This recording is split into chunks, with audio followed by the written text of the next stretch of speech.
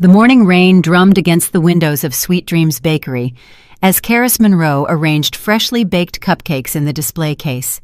Each one was topped with a tiny sugar violet, her signature touch. She loved these early hours before the customers arrived, when she could think quietly and savor the scent of vanilla and cinnamon. Welcome to Voices of Auntie May. I share new life stories here every day, and I'd really appreciate it if you hit subscribe and liked my video. Now, let's jump back into my story. I'm sure you'll love it if you keep listening till the end. The phone rang at 7:30 on the dot, which was unusual. Customers rarely called so early. "Hello, this is Karis." Karis rested the receiver on her shoulder while continuing to arrange the cupcakes. "Good morning, Ms. Monroe. I'm Barclay Quinn from the law firm Quinn, Owen and Associates. I'm calling about the estate of your godmother, Ms. Eris Holloway." Karis froze. Eris had passed away 3 weeks ago after a long battle with cancer. Karis had attended the funeral, but had since immersed herself in her work, trying not to think about the fact that she would never see the woman who had replaced her mother again. "Oh, yes, of course. What can I do for you?" "Ms. Holloway left you an inheritance. We need to meet for the paperwork. It's quite urgent given the nature of the assets." "Assets?" Karis interjected. "I don't understand. Eris never spoke of an inheritance." "Your godmother left you her restaurant, Ms. Monroe, the Legacy Crown." Karis's hand trembled, and one of the cupcakes fell to the floor. The Legacy Crown was the most prestigious restaurant in Atlanta. Politicians, celebrities, and business moguls dined there. Eris had built it up over 30 years, from a small cafe into a legend. "There must be some mistake," Karis murmured. "No mistake, Ms. Monroe. Ms. Holloway was very clear in her instructions. You were like a daughter to her. She thought you were the only person who could keep the restaurant's legacy alive." An hour later, Karis was sitting in Mr. Quinn's office, reviewing the papers that confirmed her ownership of the restaurant, valued at several $million. "Eris knew her diagnosis for over a year," the lawyer explained. "She planned everything carefully. In addition to the restaurant, there is a wine cellar, contracts with vendors, and special provisions for the staff. She left a letter with instructions." Karis took the envelope with trembling hands. On it was written, "To my dearest Karis," in Iris's familiar slanted handwriting. "Can I take this home now?" "Yes, of course, but we need to finalize the transfer of rights in the next few days. The restaurant can't be without management for long." Karis nodded, still unable to believe what was happening. She remembered the first time she walked into the Legacy Crown's kitchen as a 9-year-old girl. Her mother had worked there as a pastry chef until she died of pneumonia when Karis was 14. Eris had then taken her under her wing, paid for her education, and taught her everything she knew about baking. "You're special, Karis," Eris often told her. "You have hands that feel the dough and a heart that puts love into it." Lost in her memories, Karis barely noticed signing all the necessary papers. Everything she knew about the restaurant business she had learned from Eris, but running the Legacy Crown felt like an impossible task. When Karis arrived home, it was noon. She hoped to have time to read Eris's letter before Jarvis returned from work, but his car was already parked in the front yard of their small house in an Atlanta suburb. They had met 6 years ago at a charity dinner hosted by Jarvis's company. Karis was in charge of the desserts. Jarvis approached her with her lavender and honey cake in hand and told her he had never tasted anything like it in his life. A year later, they were married. "Karis, are you home?" Jarvis's voice sounded tense. She entered the living room and saw her husband sitting on the sofa with a glass of whiskey. 2 o'clock in the afternoon was unusual for that. "What's wrong? Why aren't you at work?" Jarvis looked up at her. He was an attractive man, tall, dark-haired, with regular facial features. But now his usually confident expression had been replaced by something close to panic. "My mother called me. She says you inherited the Legacy Crown. Is it true?" Karis froze. She hadn't told anyone about the inheritance yet. How could he know? "So it's true." Jarvis took a gulp of his whiskey. "I mean, Karis, why didn't you tell me?" "I just got back from the lawyer. I was going to tell you tonight. Mom is friends with the wife of one of the waiters at the Crown. They're all in shock. Aris left the restaurant to you, not the chef or anyone in management." Karis felt herself blush. Of course, many people would be surprised. The owner of a small bakery suddenly getting one of the best restaurants in the city. "Aris was my godmother. We were very close." But a real restaurant. Jarvis stood up and started pacing the room. "Do you have any idea what this means? This isn't a bakery with 3 tables and homemade cupcakes. It's a multi-million-dollar business." Karis clutched the envelope containing Aris's letter. She knew Jarvis was right. She had never managed a business of this magnitude, but Aris believed in her. "I can do this. Aris taught me a lot." "Karis, be realistic." Jarvis stopped in front of her. "You make beautiful cakes, but what do you know about wine lists? About hiring staff? About balance sheets?" "I can learn," she replied quietly. Jarvis ran a hand through his hair, a gesture he made when he was particularly irritated. "Mom said it was crazy, and I agree with her." At the mention of Tamsin Niles, Karis felt a familiar knot in her stomach. Her mother-in-law had never hidden her disappointment in her son's choice of a wife. She called Karis a baker, like it was a dirty word. "What does this have to do with your mother?" Karis asked, trying to hide her irritation. Jarvis looked away. "She's coming over for dinner. She wants to discuss the situation." "Discuss my inheritance, Jarvis?" "Our inheritance," he corrected. "We're married, remember?" The words hurt Karis. In 6 years of marriage, Jarvis had never shown any interest in her bakery. He had considered it a nice hobby that brought in a little money, and now that there was a valuable asset, suddenly everything was ours. That evening, the house filled with the smell of Tamsin's expensive perfume. As always, she entered without knocking, with her characteristic, "I'm here, darlings." Tall, with perfectly styled blonde hair and flawless makeup, Tamsin looked younger than her 60 years. "Karis, honey."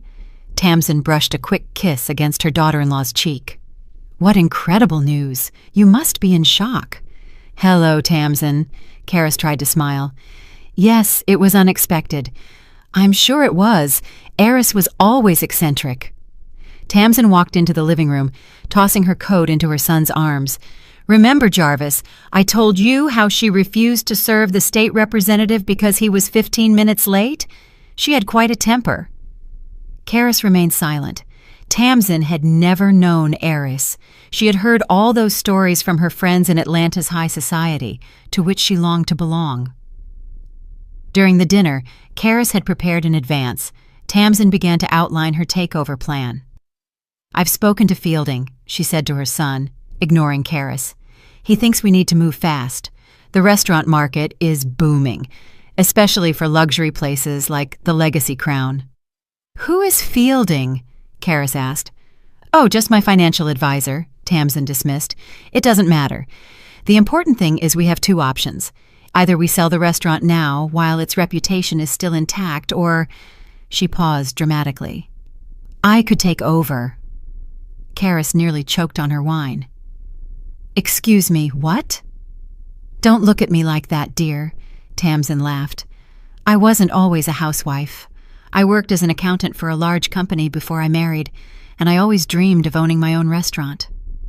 "You never spoke of it," Karis commented. "There was no reason to," Tamsin shrugged. "But now that we have the opportunity, Jarvis, honey, say something." Jarvis looked uncertain, shifting his gaze from his mother to his wife. "Mom has a point, Karis. She has experience in finance, and I could help with the technical side, the website, reservation systems, that sort of thing." "And what about me?" Karis asked quietly. "Aris left the restaurant to me." Tamsin patted her hand. "Honey, no one says you can't be involved. You can do the desserts. They're wonderful. But management, that's another matter. You need experience, contacts." Karis remembered the unopened letter from Aris in her purse. She should have read it sooner. "I need to think about this," she said. "It's a huge decision." "Of course, dear." Tamsin smiled, but her eyes remained cold. "But don't think too long. Business doesn't wait." After dinner, when Tamsin had left, Karis finally found time to open Eris's letter. She locked herself in the bathroom, the only place she could be alone. "My dearest Karis," Eris wrote, "if you are reading this, it means I'm gone. Don't be too sad. I lived a good life, and I am proud of what I created, especially proud of you. I am leaving you the legacy crown, not because I have no other heirs, but because you are the only person I trust with my creation. You have everything it needs: taste, intuition, hard work, and most importantly, heart. You love giving people not just food, but joy. It is a rare gift. I know you doubt yourself, but remember that I also started with a small cafe and no experience. All I had was passion and a willingness to learn. The restaurant staff will help you. Chef Bram Cassidy has been my right-hand man for 15 years. Manager Nita Price knows every process. They are waiting for you and are ready to support you. And one more important thing, not all documents and assets were handed over to you today. There are details only Barkley knows. Contact him if you run into any problems. Believe in yourself, as I believe in you. With love, Eris." Karis pressed the letter to her chest, feeling tears run down her cheeks. Eris believed in her, and she couldn't let her godmother down. When she came out of the bathroom, Jarvis was waiting for her in the bedroom with some papers in his hands. "Here." He held out the papers. "It's a power of attorney. Mom thinks it would be easier if you gave her the right to run the restaurant. Temporarily, of course." Karis looked at the papers, and then at her husband. She remembered how they met, how he admired her cakes, how he said she was the most talented woman he had ever met. When had things changed? Or had she simply been unwilling to realize that her husband had always been a weak man, driven by an ambitious mother? "No," Karis said quietly, but firmly. "I won't sign it." Jarvis's face contorted with anger. "Karis, don't be stubborn. You realize you can't handle the restaurant. Mom wants to help you." "Your mother wants to take what is mine." Karis felt her determination grow inside her. Eris believed in me. She knew what she was doing. Jarvis threw the papers on the bed. "Eris was a selfish old woman. She used you all your life, first as a free assistant, then as emotional support, and now she's left you with a business you are guaranteed to fail at." "Don't talk about her like that." Karis raised her voice to her husband for the first time.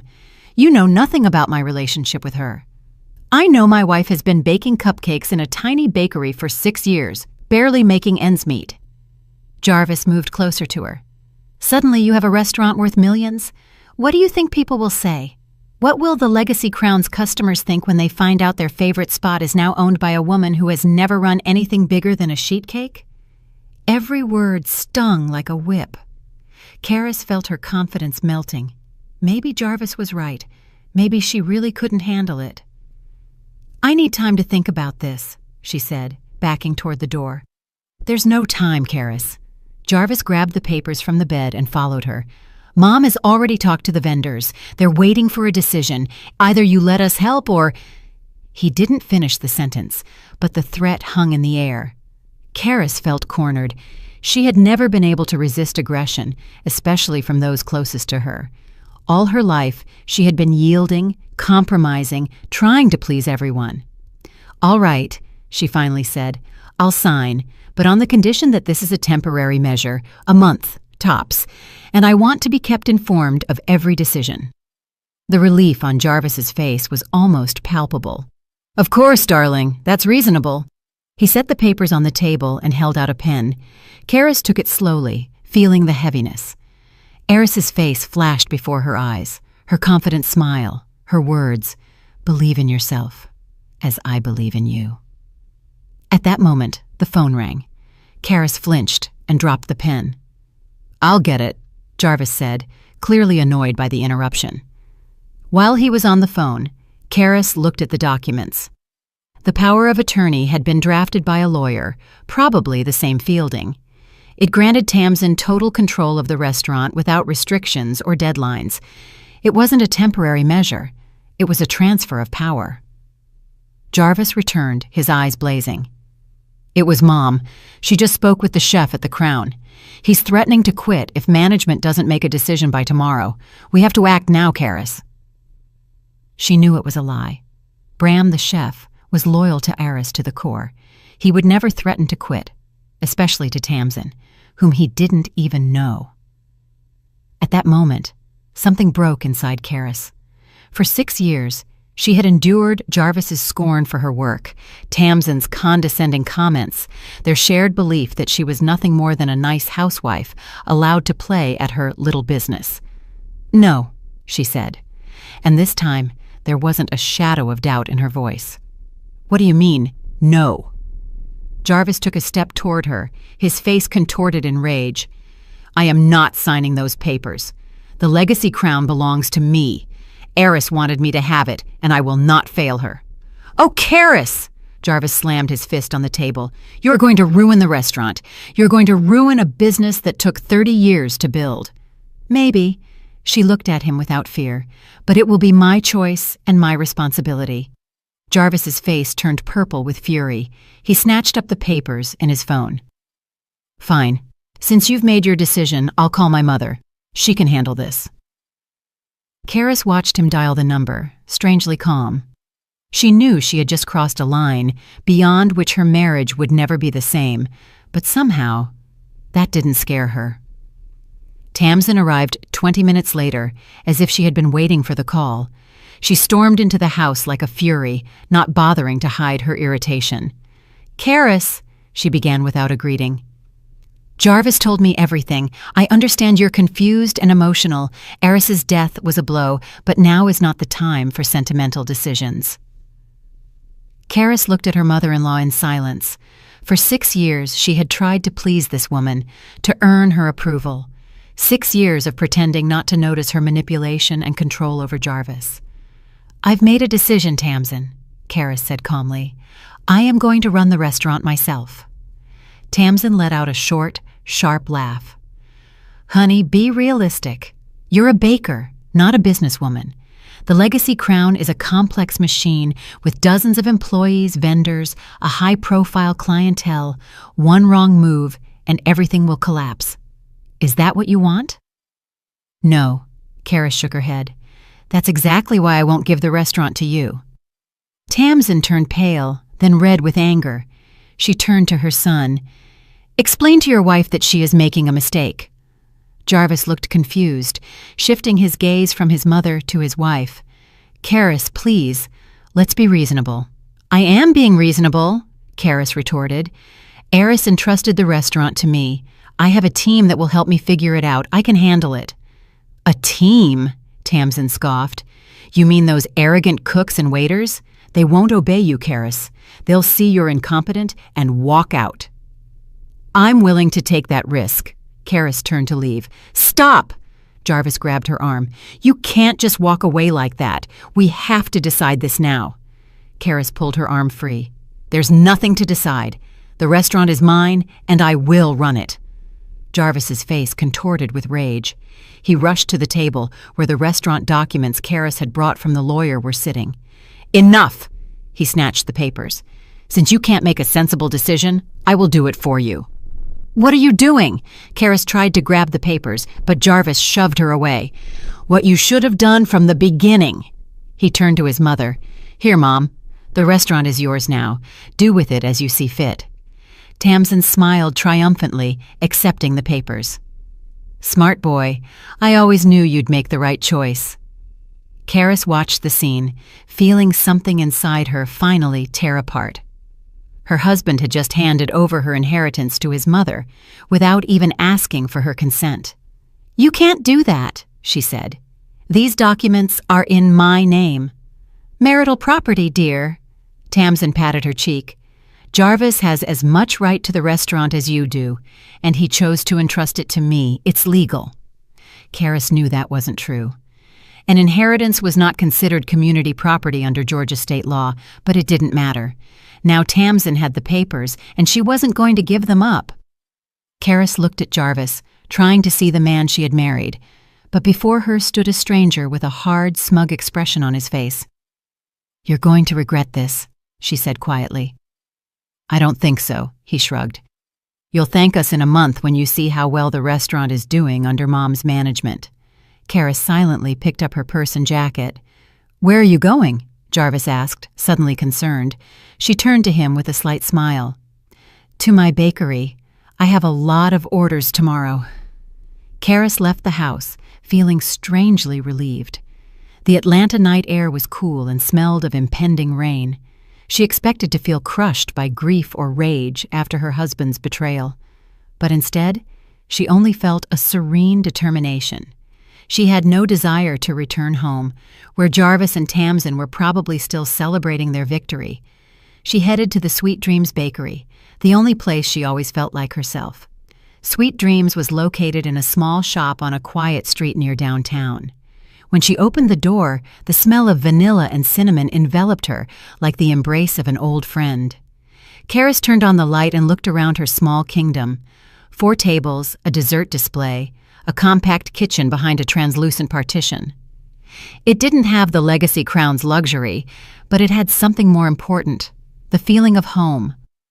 Karis took out her phone and dialed a number she rarely used, though it was always in her contacts. "Barclay Quinn," the lawyer answered after the 3rd ring. "Mr. Quinn, this is Karis Monroe. I apologize for calling so late." "Not at all, Ms. Monroe. Is something wrong?" She took a deep breath to gather her thoughts. "The restaurant deeds. My husband took them and gave them to his mother. They believe they have the right to—" "Just a moment." Barclay's voice became sharp as a blade. "You're saying your husband took the property deeds against your will?" "Yes. He said they were marital property." Barclay chuckled. "They are not. Inheritances are not considered marital property under Georgia law, unless specified in the will. But don't worry, Ms. Monroe. We have copies of all the documents, and the originals have already been registered. Whatever your husband and his mother do, they cannot change the title without your notarized signature." Karis felt the tension ease a little.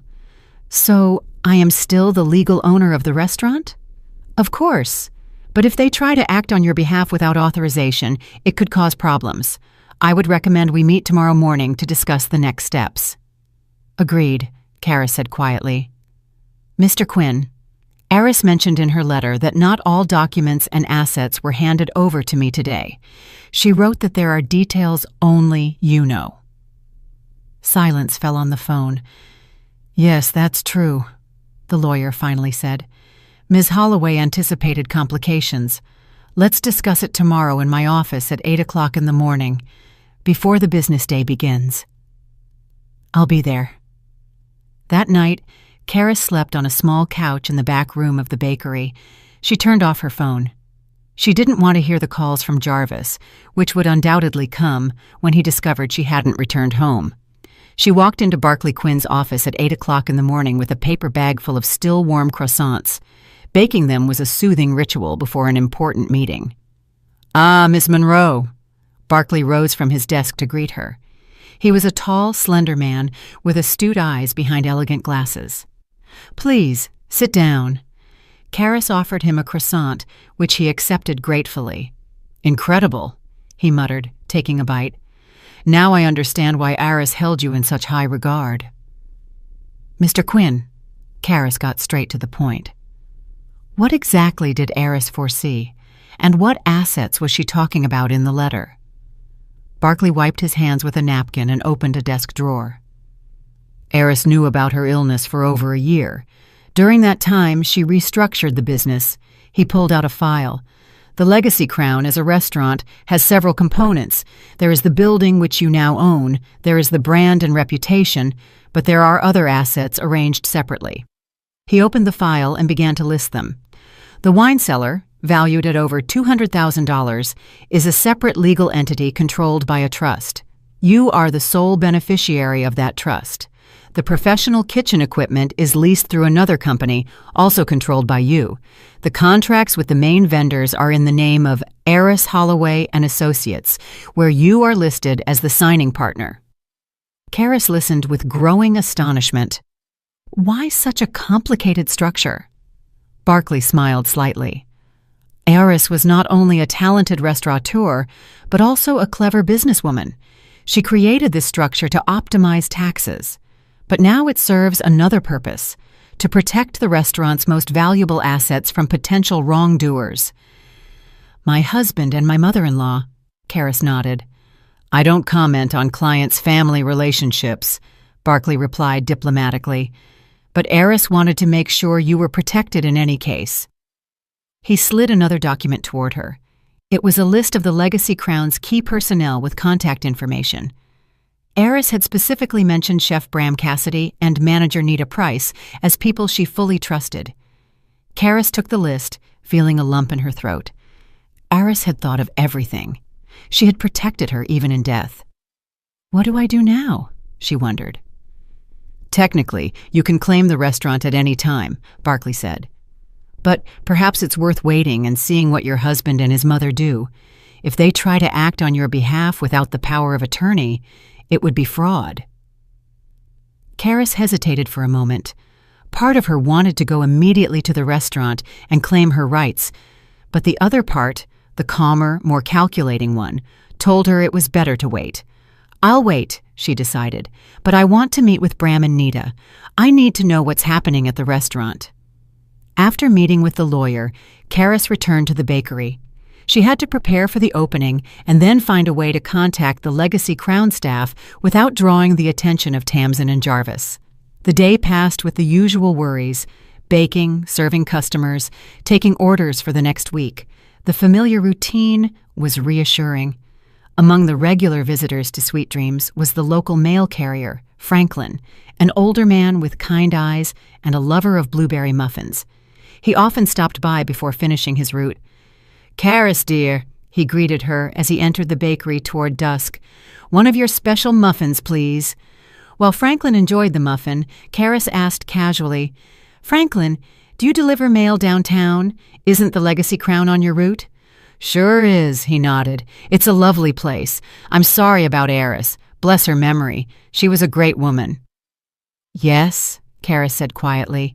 "Listen, I need to get a message to Chef Bram Cassidy. Is that possible?" Franklin smiled slyly. "For you, Karis, anything is possible, especially if the message comes with one of these muffins." An hour later, Karis received a brief message from Bram, relayed through Franklin. Jackson Bridge, 7 p.m. sharp.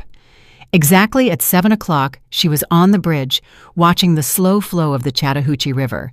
The rain had stopped, but the air was damp and cool. "Ms. Monroe," a deep voice made her turn. Before her stood a burly man in his mid-40s with short graying hair and piercing blue eyes. His hands, calloused and scarred by burns, betrayed years of work in the kitchen. "Mr. Cassidy," Karis held out her hand. "Thank you for meeting me." "Call me Bram." He shook her hand firmly. "Let's take a walk. I don't want us to be seen together." They walked slowly along the waterfront as Bram recounted the events of the last 24 hours. "Your mother-in-law arrived this morning with your husband. She introduced herself as the new owner. She showed me some papers, but I didn't examine them." He shook his head. "Eris warned me there might be a struggle for the restaurant after her death. She told Nita and me to only trust you." "How did the staff react?" "Cautiously. Most of us have worked with Eris for years. We're not used to sudden changes," Bram said, frowning. "But your mother-in-law didn't waste any time. The first thing she did was fire the sous chef Liam, saying he was costing the restaurant too much money. Liam has been with us for 10 years and knows the Crown's menu like the back of his hand." "She can't just fire a man like that," Karis said indignantly. "Technically, she offered him a severance package, but her tone left no doubt," Bram sighed. "Then she announced cuts. She wants to halve the wine list, eliminate some specialties from the menu that she finds too expensive and pretentious." Karis felt anxiety growing inside her. "And the table reservations with the regular customers?" "That's where Nita got nervous. She tried to explain that we have customers who reserve months in advance, that our reputation is built on stability. But Ms. Niles said a new business perspective was more important than old habits." They stopped by the parapet, looking down at the water. Bram turned to Karis. "Eris trusted you, Ms. Monroe. She said you have a special gift for sensing what people need, not just to feed them, but to give them experiences, memories. That's rare." Karis smiled, embarrassed. "I'm not sure I deserve such high praise." "Eris didn't hand out compliments," Bram said firmly. If she thought you were a worthy successor, then you are." "So what now?" Karis asked. "Tamsin, Ms. Niles, will continue changing the restaurant. How long will the staff hold out?" Bram shrugged. "It's hard to say. Some, like Liam, have already left. Others are waiting, watching.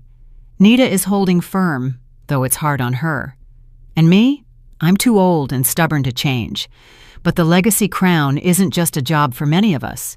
It's the family Ares created, and we don't want to lose it." They exchanged contacts, and Bram promised to keep Karis updated. The next day, Karis met with Nita Price, an elegant woman in her 50s who had managed the Legacy Crown almost since its opening. They met at a small cafe away from downtown, and Nita recounted in detail what was happening at the restaurant. "She's fired anyone who dares to contradict her," Nita said, nervously stirring her tea. "She's slashed the wine list and eliminated some of the most expensive dishes from the menu. She replaced the seafood supplier with a dubious company owned by a friend of hers. Bram is furious. The quality of the food has gone down, but the prices are the same." "And the customers?" Karis asked. "The regulars notice the change. Some have already canceled their reservations. Yesterday, Judge Fitzgerald, who has dined there every Friday for 15 years, left without finishing his main course. He said it wasn't the crown he knew." Karis listened with growing alarm.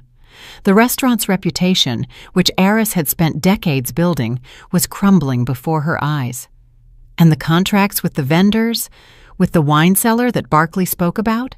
Nita smiled for the first time in the meeting. "That's interesting. Ms. Niles ordered the sale of half the wine collection to optimize assets. But when Edward, the sommelier, tried to access the cellar, it turned out he didn't have the right key. It seems the cellar isn't technically part of the restaurant." "And how did Tamsin react?" "She threw a fit. She demanded immediate access to all assets, but Edward said he could only refer to the registered owner of the wine collection." Nita leaned closer. "That's you, Ms. Monroe, as well as the right to sign most of the vendor contracts. Aris had it all planned." On the 6th day after the takeover, Karis received an unexpected visit. She was closing the bakery when the doorbell rang, and Jarvis walked in. He looked tired, with dark circles under his eyes. "I finally found you." "I wasn't hiding," she replied calmly, continuing to wipe down the tables. "I've been here the whole time." "You didn't answer your phone. You didn't come home." "I'm sleeping on the couch in the back room. It's quite comfortable." Jarvis looked confused, as if he hadn't expected her to be so calm. "Look, I understand you're upset, but we have to talk. Things have gotten complicated." Karis raised an eyebrow. "Complicated? In what sense?" "The restaurant? There are problems there. Mom has made some changes, and not everyone is happy, especially that Chef Bram. He's sabotaging her orders. And Nita, the manager, keeps referring to a contract that supposedly can't be changed without your signature." "Not supposedly," Karis pointed out. "Yes, they require my signature." Jarvis ran a hand through his hair, nervous. "Look, I know what my mother and I did wasn't right, but we had good intentions. And now we need your help. Talk to the staff and explain to them that Mom is acting on your behalf." "But she's not." Karis looked him in the eye. "I didn't authorize Tamsin to act on my behalf. She took the documents by force, and that gives her no legal right." A few days later, the situation at the restaurant reached a critical point. According to reports from Bram and Nita, Tamsin completely changed the menu, replacing gourmet dishes with simpler, cheaper ones. She fired 3 more employees, including a sommelier who dared to oppose her plans to sell off part of the wine collection. The regular customers began leaving one by one. The press started to notice the changes. A small article in the local paper asked what was happening to the once famous Legacy Crown restaurant. Karis remained calm. She continued working in her bakery, met with former Crown employees, and discussed potential actions with her lawyer, but she took no steps to stop Tamsin. "Why don't you get involved?" Bram asked her during another meeting. "She's destroying everything Aris created." "I know," Karis replied quietly, "but sometimes you have to give a person enough rope to hang themselves." On the 10th day after taking over the restaurant, Tamsin made a fatal mistake. She refused to serve a state representative who had been a regular Crown customer for more than 20 years because a friend of hers, a local businessman with a dubious reputation, wanted his table.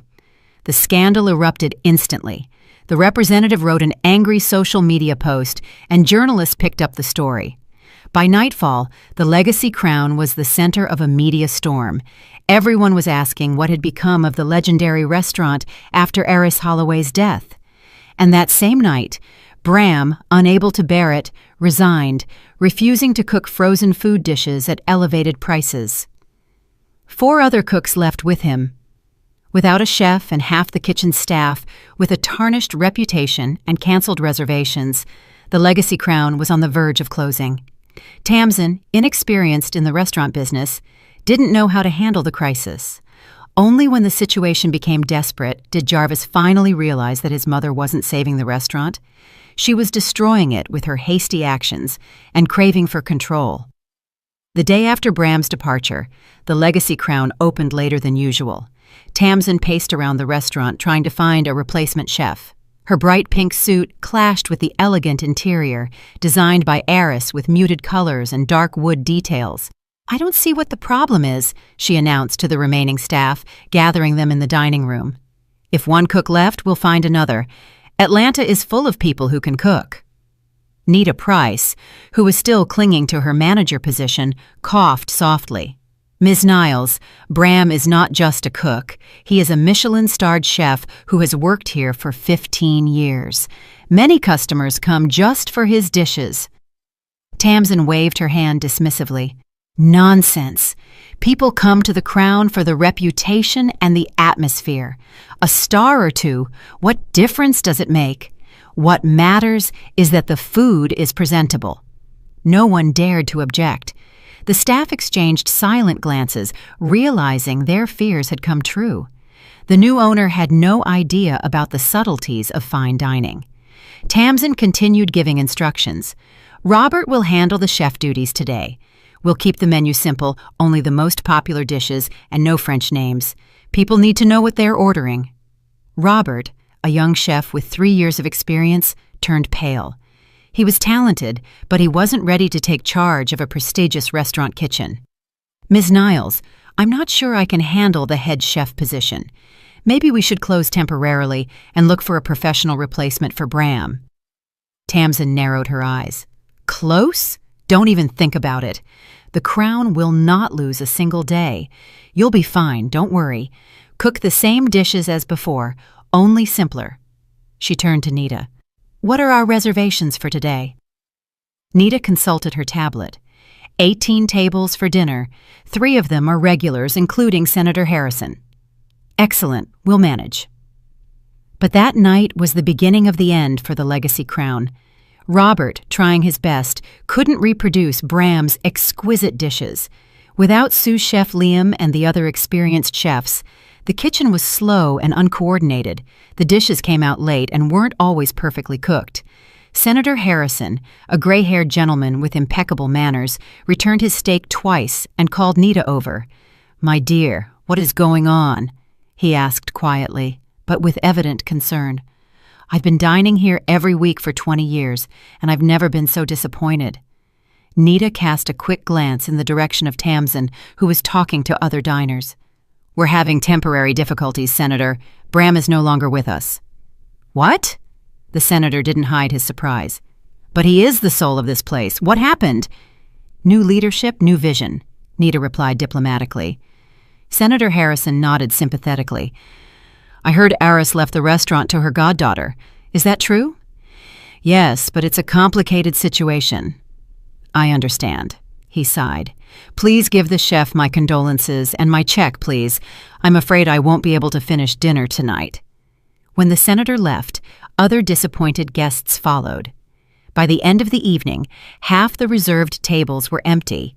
People either left before finishing dinner or simply didn't show up, canceling their reservations at the last minute. Tamsin was furious. "What is going on?" she snapped at Nita as the last diners departed. "Why are there so many cancellations? And what is all this nonsense about picking at the food?" Nita rubbed her temples wearily. Miss Niles, the Legacy Crown is a fine dining restaurant. Our customers expect a certain level of quality and service. They notice the changes, especially the repeat customers. Then we need new customers, Tamsin cut in. More democratic, less snobby, more normal people who just want good food without all the pretense. But the restaurant's reputation? Reputation can be changed, Tamsin interrupted. Starting tomorrow, we'll lower the prices by 20% and advertise. I've already made arrangements with the local paper. Nita knew it was useless to argue. Tamsin was deaf to any argument that contradicted her vision. That same night, in the small apartment above the Sweet Dreams Bakery, Karis received an unexpected guest, Jarvis. He looked exhausted, his eyes red from lack of sleep. "I didn't know you lived here," he said, glancing around the modest dwelling. "A temporary solution." Karis placed a cup of tea in front of him. "What brings you here so late?" Jarvis cupped the mug with his hands, as if seeking warmth. "The restaurant isn't going as planned." There was no gloating in Karis's voice, only a touch of irony. "It's gotten complicated. Bram left, several other cooks with him. The customers aren't happy. Mom," he hesitated, "Mom is sure it's just a temporary difficulty, but I don't know." "What did you expect, Jarvis?" Karis asked. "The Legacy Crown isn't just a location and a name. It's the people, the traditions, the reputation forged over the years." Jarvis ran a hand through his hair, a gesture that always betrayed his nervousness. "I know. It's just, Mom was so sure. She had always dreamed of owning her own restaurant. An opportunity to take someone else's inheritance," Karis finished quietly. Jarvis wrinkled his nose. "I'm sorry. I shouldn't have done that with the papers. It was wrong." Karis looked at her husband, trying to see if his remorse was sincere or just a reaction to the problem. "What do you want from me, Jarvis?" "Help us." He looked at her pleadingly. "Talk to Bram. Convince him to come back, or at least help us find a new chef. You have contacts in the culinary world." Karis shook her head. "You don't understand. Bram won't come back as long as your mother runs the restaurant. He respected Aries and her vision, and Tamsin. She wants to turn the Crown into something completely different." "She's just trying to make the restaurant more affordable, more profitable," Karis interrupted, "at the expense of quality and reputation." "It won't work, Jarvis. The Legacy Crown has never been a place for ordinary people. It's a restaurant for special occasions, for gourmets, for those who appreciate exceptional quality and are willing to pay for it." Jarvis sighed. "I tried to explain it to Mom, but she won't listen. She's sure she knows best, and you can't stand up to her." It wasn't a question, but a statement of fact. Jarvis lowered his eyes, and the gesture was more eloquent than any words. All his life, he had been controlled by an authoritarian mother, and even now, at 36, he couldn't find the strength to contradict her. "I just want things to get better," he said softly. "I want the restaurant to work, and I want you to come home. I want things to go back to how they were." Karis looked at her husband intently. "Nothing will go back to how it was, Jarvis. Too much has changed." The next day, Karis met with Barclay Quinn in his office. The lawyer greeted her with an expression of contained satisfaction. "I hear things aren't going well at the Legacy Crown," he said, gesturing for her to sit down. "Yes," Karis nodded. "Bram is gone. Customers aren't happy. Jarvis came yesterday asking for help." "And what did you tell him?" "That nothing would be the same." She smiled faintly. "But I didn't come here for that. I need your advice on what to do, the possible next steps." Barclay leaned back in his chair, watching her closely. "Do you want to regain control of the restaurant?" "Yes, but not just regain it. I want to create something new, while preserving Aris's legacy." Karis pulled a notebook from her purse. "I've met with Bram, Nita, and other key staff. They are willing to work with me. I have an idea to open a new restaurant elsewhere." Barclay leaned in, interested. "Tell me more." "I found a location near the old Fourth Ward alley. It's smaller than the Crown, but has character. An old building with stone walls and arched windows. The owner is willing to rent it with an option to buy. Karis turned the page of her notebook. I want to open a restaurant called Eris's Legacy there, keeping the best traditions of the Crown, but adding something of my own. Bram will be the chef, Nita, the manager, and the funding. Karis smiled. That's where I'll need your help. Eris mentioned some assets set up separately from the restaurant, besides the wine cellar. Yes, of course. Barclay opened a file. As I said, Eris created a rather complex ownership structure. The wine cellar, valued at over $200,000, is owned by a separate company in which you are the sole shareholder. The professional kitchen equipment is also registered in your name through a leasing company. There is also an investment account Eris created for business development with a sum of about $300,000. Karis listened with increasing surprise. She hadn't known about the investment account. Eris was a prudent woman, Barclay said. She wanted to make sure you had the resources to grow, no matter what happened with the main restaurant. You can use those funds to open a new restaurant, of course. Furthermore, you can take the wine collection and the kitchen equipment from the Legacy Crown at any time. Legally, they belong to you, not the restaurant itself. Karis thought for a moment. And the name? The Legacy Crown is a well-known brand. The Legacy Crown brand is registered in the name of a company owned by Eris, which you have now taken over. The restaurant building is an independent asset, temporarily managed by Miss Niles, although without legal authority. But the brand, the recipes, the concept, it's all yours. A plan began to form in Karis's mind. She could take everything of value from the Legacy Crown, staff, equipment, wine collection, brand, and move it to a new location, leaving Tamsin with an empty shell. Meanwhile, at the Legacy Crown, the situation worsened daily. The advertising campaign Tamsin launched attracted new customers, but not those the restaurant was designed for. People drawn by the reduced prices were disappointed to find the food still more expensive than at regular establishments, and the quality no longer met the superior level. The older customers, hearing about Bram's departure and the menu changes, canceled their reservations en masse. The wine list, once the Crown's pride, was halved. Tamsin ordered the sale of the most expensive bottles to improve cash flow. But when the sommelier tried to access the cellar, it turned out that only Karis had the keys and codes. On the 7th day after Bram's departure, journalists from an influential food publication visited the restaurant. They planned to do a report on how the Legacy Crown had changed since Eris Holloway's death. Tamsin, unaware of the potential danger, gladly accepted the interview. "The Crown is being refreshed," she said as she posed for a photo in the dining room. "We are making the restaurant more modern, more accessible to everyday Atlantans. Eris created a great establishment, but time is pressing. We have to change to remain relevant." The journalist, a young man with a penetrating gaze, smiled politely as he took notes. "And Bram Cassidy, his departure surprised the culinary community." Tamsin played it down. "Bram is a talented chef, but his vision didn't align with ours. We are looking for a chef who shares our desire for more democratic cuisine." "Democratic?" The journalist raised an eyebrow. "More straightforward, less pretentious, clearer, good dishes. Why do we need all those French terms and tiny portions for enormous sums of money? People just want to eat well." After the interview, the journalist ordered dinner. He chose one of the few Crown specialties left on the menu, lamb fillet with rosemary and truffle mash. The dish, which had been a work of art under Bram, now looked lifeless and standard. The journalist took a few photos, thanked them courteously, and left, barely touching the food.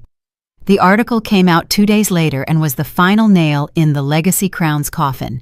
The headline read, "Crown in Free Fall: How Atlanta's Legendary Restaurant is Losing Its Greatness." The author detailed the changes since Eris's death, the departure of Bram and other key staff, and the decline in food and service quality. Special attention was paid to the interview with Tamsin, to her words about cuts and democratic cuisine, which the journalist contrasted with Eris Holloway's philosophy, which built the Legacy Crown on principles of exceptional quality and respect for the traditions of fine dining. The article instantly went viral on social media. Bloggers and culinary critics picked up the topic, sharing their memories of the crown from the days of Eris and Bram. Someone even started the hashtag #SaveTheCrownYall.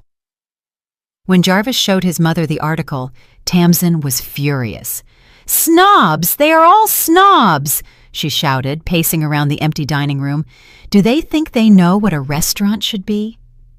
"Mom, maybe we should rethink our strategy," Jarvis suggested cautiously. "Perhaps go back to the original concept. Find a new chef with fine dining experience." "You're against me too?" Tamsin turned sharply to her son. "I thought you were on my side." "I just want the restaurant to work," Jarvis said tiredly. "And now we are losing customers, money, and reputation." "I don't need those snobby customers. New ones will come who appreciate my vision." But the new customers didn't come. After the scathing article, there were even fewer reservations. On Friday nights, usually the busiest, there were only 3 couples sitting at the Legacy Crown. On the 9th day after Bram's departure, the final and decisive blow arrived. In the morning, men in suits entered the restaurant with documents. "We represent the owner of the wine collection and the kitchen equipment," they informed a stunned Tamsin. "According to the contracts, these assets can be seized at any time at the owner's request." "What owner?" Tamsin was indignant. "This restaurant is mine." "The premises are yours, Ms. Niles, but not the equipment or the wine collection. They belong to Ms. Karis Monroe." That same day, the professional kitchens, refrigerators, wine cellar, and even some of the furniture that was also decorated separately from the premises were removed from the Legacy Crown. In the evening, Jarvis found his mother sitting in the empty restaurant with a bottle of whiskey. "It's over," she said in a lifeless voice. "Without equipment, we can't operate. Without wine, we don't have half the profits. The staff is scattering." Jarvis sat beside her, unsure what to say. For the first time in his life, he saw his bossy, always confident mother broken. "We could buy new equipment," he suggested without much conviction. Tamsin laughed bitterly. "With what money? Do you know how much a professional kitchen costs? And the wine collection that Iris had amassed over 30 years? She took a sip directly from the bottle. "We've been played, Jarvis. Your wife was trickier than I thought." On the 10th day of Tamsin's takeover of the restaurant, a notice appeared on the door of the Legacy Crown, closed for renovations, but those in the know realized there would be no renovation. The legendary restaurant, Eris Holloway's life's work, had ceased to exist, at least as Atlantans knew and loved it.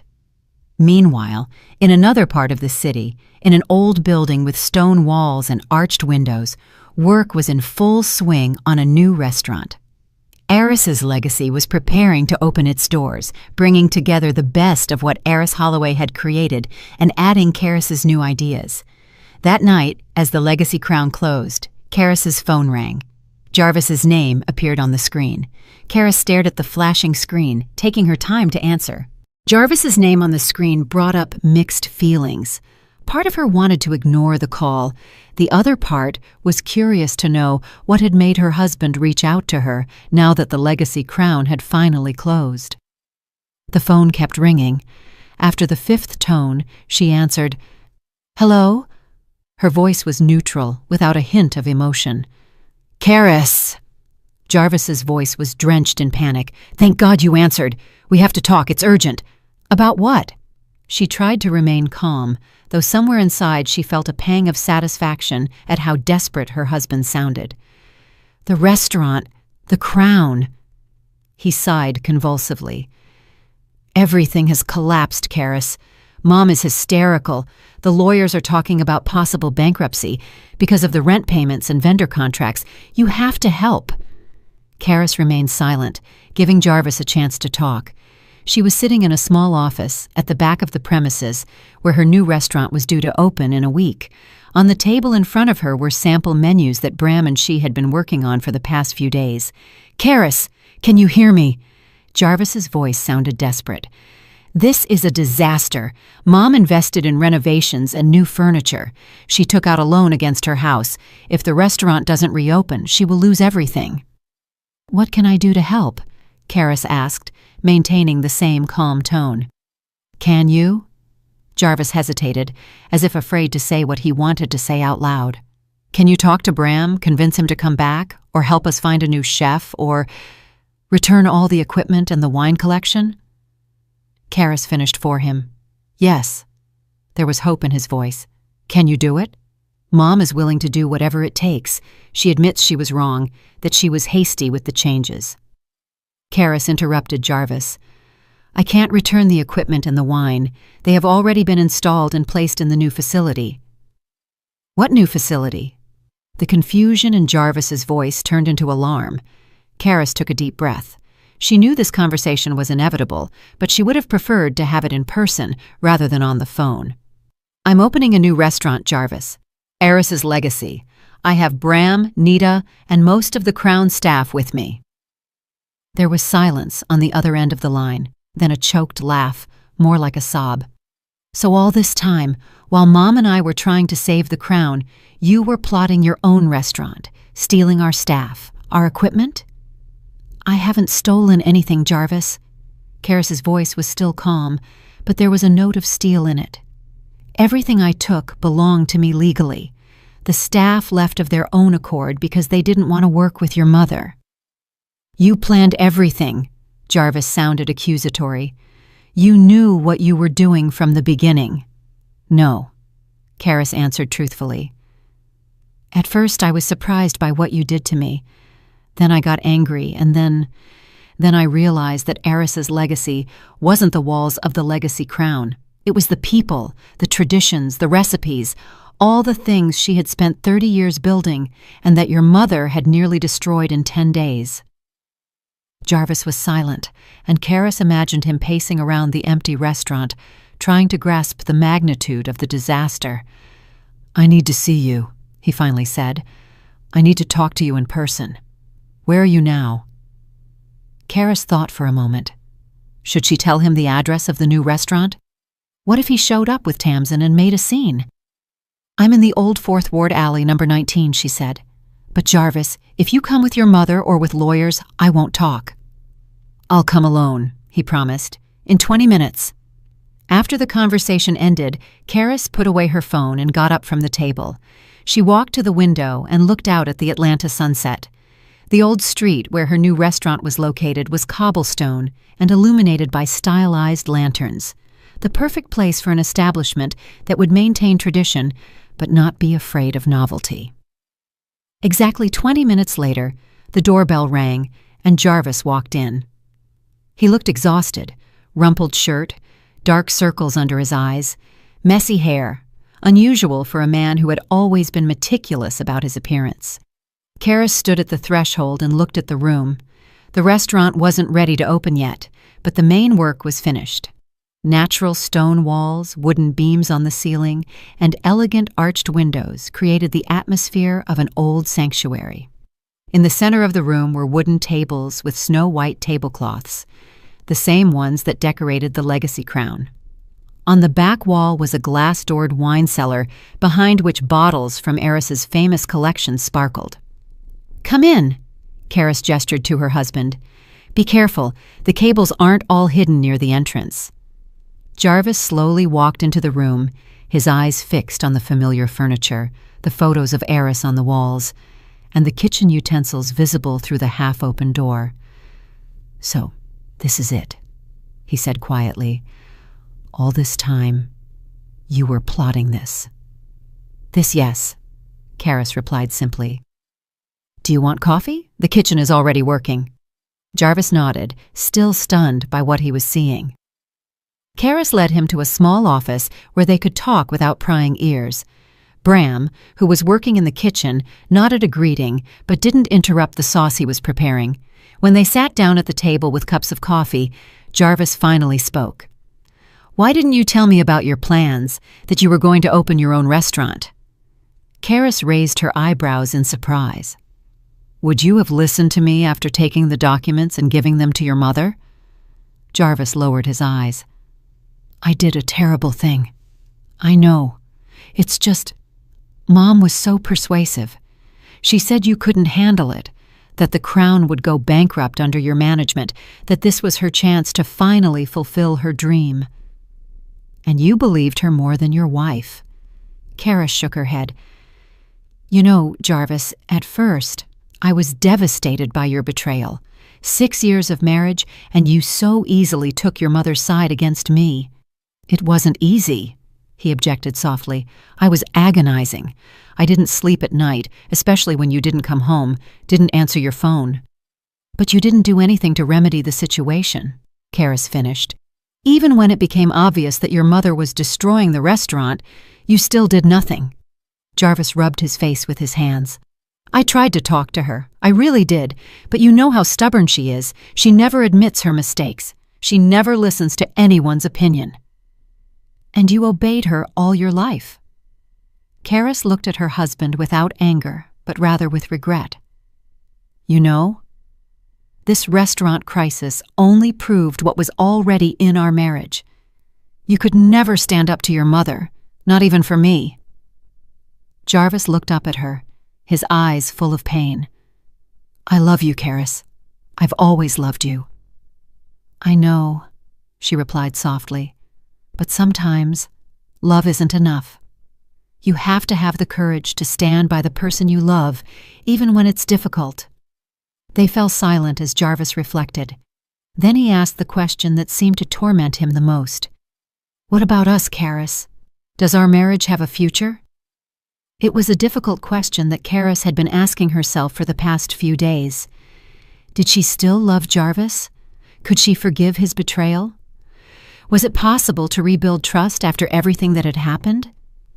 I don't know, she answered honestly. Right now, all my focus is on opening the restaurant. That is my priority, and our relationship needs time and space for reevaluation. Do you want a divorce? There was pain in his voice. I want clarity, Jarvis, Karis replied. The past few weeks have shown me how much influence your mother had over you and our marriage. I cannot and will not return to the relationship we had. If we are to be together, it must be something new, based on equality and mutual respect. Jarvis nodded, accepting her words. And Mom? He asked. She's desperate. Karis invested all her savings into fixing up the Crown. She took out a loan. It was her decision, Karis said firmly. She could have done the honest thing, admitted I owned the restaurant and offered to work with me. Instead, she chose the path of deception and manipulation. Now she has to face the consequences. You're not going to help her? Not even out of compassion? Karis hesitated for a moment. She wasn't happy about Tamsin's desperation, although part of her thought her mother-in-law was getting what she deserved. But she was willing to reach out to the woman who had scorned her for so long and who had ultimately tried to take her inheritance. I'll see what I can do, she finally said. Perhaps we can reach an agreement on the Crown building, but I will not go back there, and I will not allow Eris's name or her recipes to be used. That is out of the question. Jarvis exhaled with relief. Thank you, Karis. I know you don't have to help after everything we've done, but I'm not doing this for you or your mother, Karis interrupted him. I'm doing it because I don't want Eris's name to be associated with scandals or litigation. She deserves a better legacy. Jarvis stood up, realizing the conversation was over. When is the opening? He asked, looking at the restaurant with different eyes, not as a lost property, but as a new endeavor. In a week, Karis replied. A quiet opening for select guests, and then the official launch. He hesitated. You'll invite me.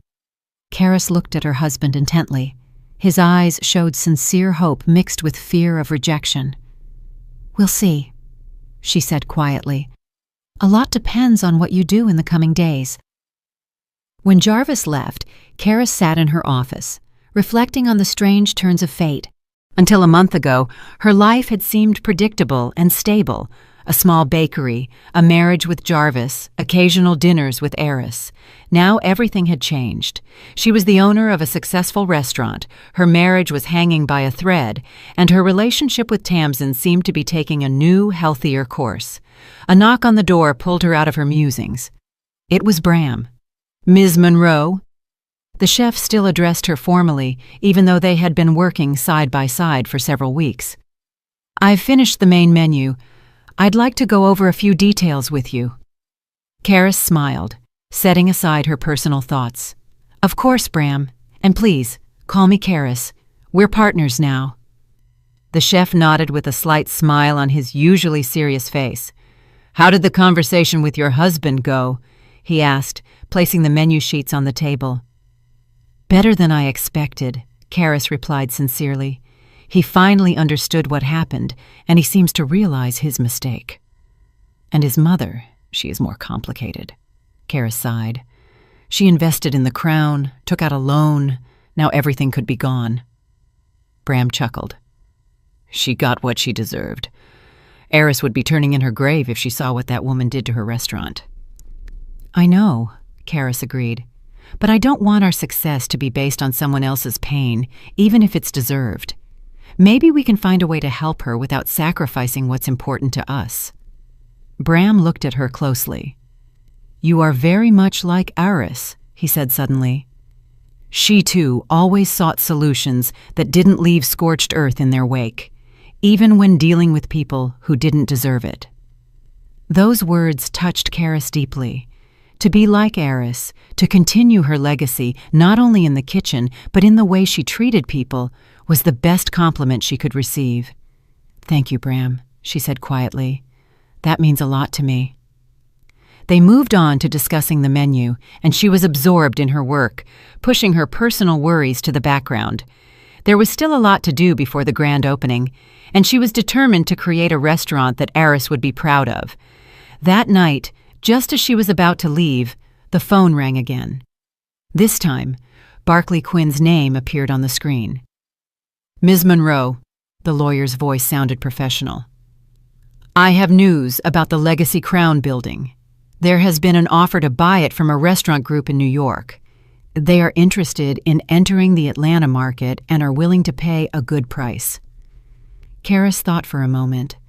Selling the building would solve many financial problems, but something prevented her from accepting immediately. "Could we think about it until tomorrow?" she asked. "I have an idea I'd like to discuss with you." "Of course," Barclay accepted. "I'll be in the office from 9 a.m.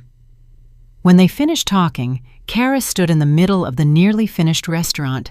The sunset light streamed through the arched windows, creating strange shadows on the stone walls. Eris's legacy was already acquiring a soul of its own, different from the Legacy Crown, but preserving its best traditions. The idea that occurred to Karis was risky, but potentially profitable for all parties. Instead of selling the Crown building, she could offer Tamsin the lease to open a completely different restaurant there with a new name, a new concept aimed at a wider audience. This was what Tamsin was trying to do with the Crown, but without destroying the existing legacy. That would require Tamsin to humble herself and admit her mistakes, qualities Karis knew she was not abundant in. But desperation sometimes worked wonders with human character. Karis smiled at her thoughts. Eris had always said that in the restaurant business, as in life, it was important not only to know how to prepare exquisite dishes, but also to find solutions that left a pleasant aftertaste for everyone involved. Perhaps this was exactly the solution she had just found. With these thoughts, Karis left the restaurant, feeling that for the first time in a long time, she was looking toward the future with genuine optimism. Regardless of what Tamsin decided or how her relationship with Jarvis turned out, she knew that Eris's legacy would be her own triumph, a place where she could finally realize her talent and vision while continuing the work of her dear godmother. The morning of the grand opening of Eris's legacy was surprisingly sunny for Atlanta. Karis arrived at the restaurant before 7, when the first rays of sunlight began to illuminate the cobblestones of the old Fourth Ward. She wanted to be alone inside before the hustle and bustle of the day ahead. The restaurant had been transformed in the last week. The stone walls, which seemed cold, were now decorated with antique photographs of Atlanta streets and portraits of Eris at different times in her life. In the center of the room was an arrangement of fresh flowers, lavender and wild herbs, Eris's favorite combination. The white tablecloths on the wooden tables, the polished silver cutlery, the crystal glasses. Everything spoke of the refined elegance for which the Legacy Crown was famous in its best moments.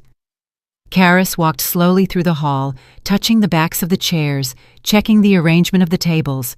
Then she peeked into the kitchen, where work was already quietly underway. Bram and his team were preparing for the evening's opening.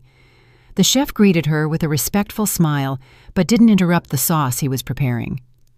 "Everything is going according to plan," Nita said, appearing at her side with a clipboard in hand.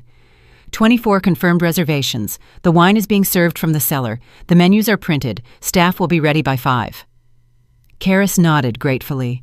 Nita and Bram's support during these weeks had been invaluable. Without their experience and knowledge, it was unlikely she would have managed to open the restaurant on such short notice. "How do you feel?" Nita asked, looking at Karis intently. "Ready for the big day?" "Yes and no," Karis replied sincerely. "I've been waiting for this moment, but now I'm a little scared.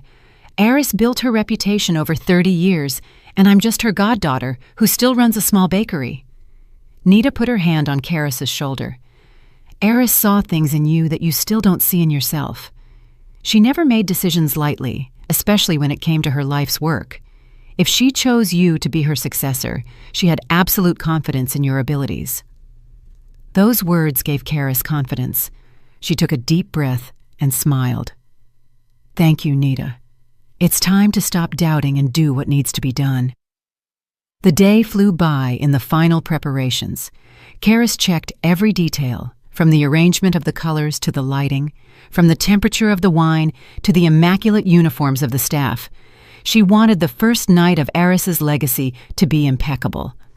At 4 o'clock in the afternoon, with only 1 hour left until the opening, there was a knock on the door. Karis, who was checking the table settings at the moment, flinched in surprise. Behind the glass door stood Jarvis, with a bouquet of white roses, Karis's favorite flowers. He looked out of place without his usual business suit. He was wearing simple jeans and a blue shirt, and incipient stubble was growing on his face. Karis hesitated, but opened the door. "Hello," Jarvis said quietly. "I know you're busy, but I wanted to see you before the opening. I wish you luck." He held out the bouquet, and Karis accepted it with mixed feelings. Part of her still resented her husband for betraying her, but another part appreciated the gesture of support. "Thank you," she said. "I didn't expect to see you today." "I'm not staying for the opening," Jarvis quickly added. "I know my presence might be inappropriate, especially for the staff. I just wanted to tell you that I'm proud of you. What you've done in such a short time is impressive." Karis looked at her husband in silence, trying to decipher his motives. Was it genuine admiration or an attempt to regain her favor? "How is your mother?" she asked, changing the subject. Jarvis's face darkened. "Not well. She's still in shock about how things turned out. She invested all her savings in renovating the Crown, and now she's left with an empty premises and debts." "I've been talking to Barclay about possible solutions," Karis said. "There's a buyer for the building, a restaurant group from New York, but I was thinking of another option." Jarvis looked surprised. "What was that?" "Tamsin can rent the premises at a reasonable price," Karis explained. "Not to continue the Legacy Crown, that name will stay with me, but to create a new restaurant with her own concept, something more democratic, as she wanted, but without destroying the existing legacy." Jarvis looked at her in amazement. "You would do that? After everything she did?" Karis shrugged. "I'm not doing it for her. I'm doing it because it's what Eris would do. She always sought solutions that benefited all parties." Jarvis shook his head as if he couldn't believe what he was hearing. "You are an incredible woman, Karis. Only now am I truly beginning to understand that."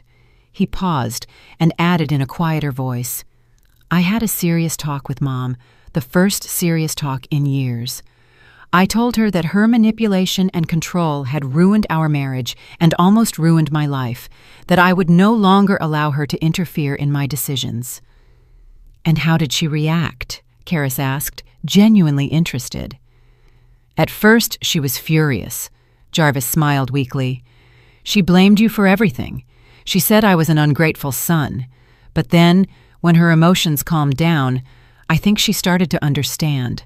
At least she admitted that she acted impulsively with the restaurant, that she should have learned more about the business before changing everything. "That's progress," Karis commented. "Yes," Jarvis said thoughtfully. "By the way, I got an apartment. I've decided we both need space to think, and I need to learn to live on my own without Mom's influence." Karis was surprised. It was a decision that required a lot of courage on Jarvis's part, who had spent his whole life living with or near his mother. "I'm happy for you," she said sincerely. "That's an important step." They stood in silence, and there was more understanding in that silence than in many of their previous conversations. "I have to go," Jarvis finally said. "You have a big night ahead of you. I just wanted you to know that I'm working on myself, and I hope that someday you can trust me again." He turned to leave, but Karis called out to him. "Jarvis, tell your mother that my offer to rent the building is still on the table. Tell her to contact Barkley if she's interested." Jarvis nodded gratefully and left, leaving Karis with a bouquet of white roses and mixed feelings. Precisely at 5 o'clock in the afternoon, the doors of Aris's Legacy opened to the first guests. Among the attendees were longtime friends of Aris, loyal Legacy Crown customers, well-known food critics, and several members of the press. Karis personally greeted each guest, feeling both excited and strangely calm, as if Aris were invisibly present to support her. The dinner was organized as a tribute to Aris Holloway. The menu included both her classic dishes and new interpretations created jointly by Bram and Karis. Each dish was accompanied by a small card with the story of its creation or an anecdote from Aris's life. When all the guests were seated, Karis stood up to give a brief speech. "Good evening," she began, and the room fell silent. "Thank you for coming to share this very special moment with us.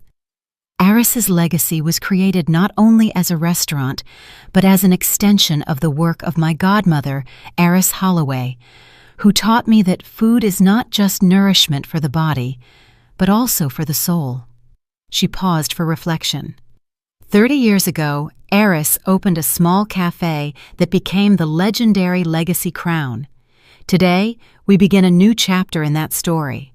We maintain the tradition and quality that made the Crown famous, but we are adding something of our own. Aris always said, "Honor the past, but look to the future." That is the principle we follow. The guests nodded in approval, and many raised their glasses in agreement. "Tonight," Karis continued, "Chef Bram Cassidy and his team will present dishes that reflect the soul of Southern American cuisine with a modern twist. Each dish has its own story, its own character. We hope these stories resonate in your hearts as they once did in ours." She raised her champagne glass. "To Aris Holloway, whose passion for cooking and love for people has inspired us all, and I toast to new beginnings that preserve the best of the past." The room erupted in applause, and the dinner began. The dishes followed one another, each a small work of art: lamb fillet with rosemary and truffle mash, Aris's specialty, fish cooked according to an old Georgia recipe with modern touches, and desserts personally created by Karis, including her famous lavender and honey cake. Critics took notes, photographers captured every dish, and guests exchanged enthusiastic comments. Karis went from table to table, listening to the feedback, telling stories about Aris, and answering questions about the restaurant's future plans. By the end of the evening, it was clear. The opening of Aris's Legacy had been a resounding success. Journalists promised glowing articles. Critics predicted Michelin stars in the near future. Loyal Legacy Crown customers expressed their joy that the spirit of their favorite restaurant was still alive. When the last diner left, it was already past midnight. The staff, though tired, were thrilled. Bram allowed himself a wide smile for the first time in a long time as he accepted congratulations from his team. "We did it," Nita told Karis when they were alone in the empty hall. Aris would have been proud. "This is just the beginning," Karis replied. But in her voice, there was confidence and anticipation, not anxiety. The next day, news of Aris's Legacy's opening appeared in every local newspaper and food blog. The reviews were excellent, reservations poured in, and the restaurant phone wouldn't stop ringing. A week later, Karis received a surprise visit. Tamsin Niles, dressed in a modest gray suit instead of her usual bright attire, appeared at the restaurant between lunch and dinner when the hall was almost empty. "May I speak with the owner?" she asked Nita, who, surprised to see her, led her to Karis's office. Karis greeted her mother-in-law with courteous restraint. Tamsin pointed to the chair opposite her desk. "To what do I owe this visit?" Tamsin looked uncharacteristically uncertain, almost fragile. She sat down, carefully smoothed her skirt, and remained silent for a while, as if thinking about something. "I came to talk about your offer," she finally said, "the lease of the Crown Building." Karis nodded, waiting for her to continue. "At first, I wanted to refuse," Tamsin admitted. "Pride wouldn't let me accept help from—" She hesitated. "From someone I have treated badly." "I understand," Karis replied calmly.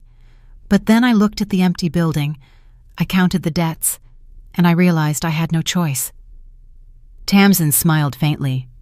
"Besides, Jarvis made me see things differently. He said I had always dreamed of owning my own restaurant, but I was trying to steal someone else's dream instead of creating my own." Karis was surprised by such frankness and self-criticism from Tamsin. It seemed that the recent events had truly changed something in this powerful woman. "What have you decided?" Karis asked. "I would like to accept your offer," Tamsin replied, "to open a new restaurant in the Crown Building with a different name and concept. Something more accessible to ordinary people, a bistro with good home cooking at reasonable prices." "I think that's a great idea," Karis said sincerely. That neighborhood lacked exactly such an establishment. Tamsin nodded, and then added with visible effort, "I would also like to apologize for the way I have treated you over the years, for what I did with Eris's inheritance. I acted out of jealousy and ambition without thinking about the consequences." Karis was stunned. She had never heard her mother-in-law apologize before. "I appreciate your words, Tamsin," she replied after a pause, "and I am ready to move forward without holding a grudge." "Thank you." Tamsin seemed genuinely grateful. "One more thing. Jarvis is really worried about your marriage. He is genuinely changing Karis. For the first time in years, I see true determination and independence in him." Karis remained silent. She didn't want to discuss her marriage with Tamsin, not even with this new, humbler version of her mother-in-law.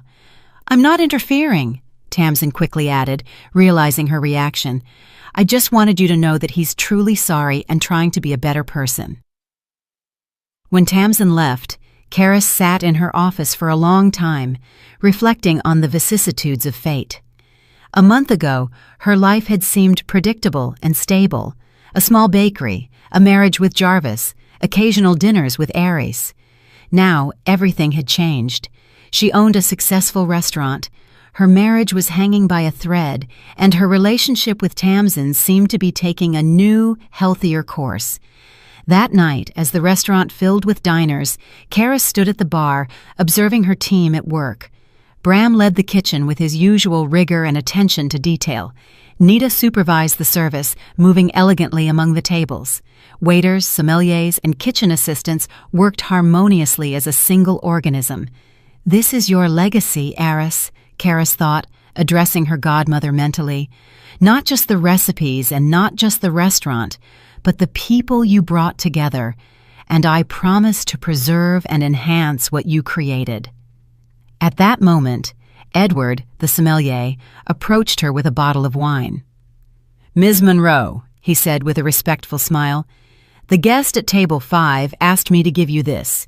He said it was Eris's favorite wine, and she always opened a bottle on special days." Karis took the bottle and read the label. It was a rare vintage that Eris greatly appreciated and saved for special occasions. She turned toward table 5 and saw Jarvis sitting modestly in a corner of the room. Their eyes met across the crowded restaurant. Jarvis smiled slightly but didn't try to approach, respecting her space and her time. Karis hesitated for a moment, then nodded to the sommelier. "Open the bottle and pour 2 glasses. I'll join my guest shortly." She didn't know if her marriage to Jarvis had a future. She wasn't sure if she could ever completely forgive his betrayal. But in that moment, standing in the middle of her successful restaurant, surrounded by people who believed in her, Karis felt a strange certainty. Whatever happened, she could handle it. Eris's legacy lived on in her, not only in her culinary skills but in her confidence, her determination, her ability to forgive and move forward, in the ability to create not only exquisite meals but harmonious relationships, in the ability to find a balance between respect for tradition and the courage to try new things.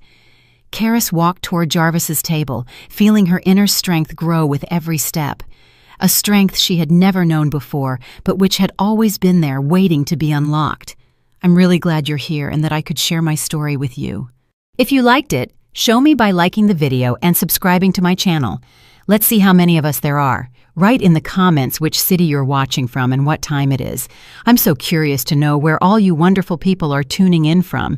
If you want to support me a little extra, you can also send a small donation. I share new life stories for you every single day. And now 2 of my most popular stories will pop up on the screen so you can choose what to watch next.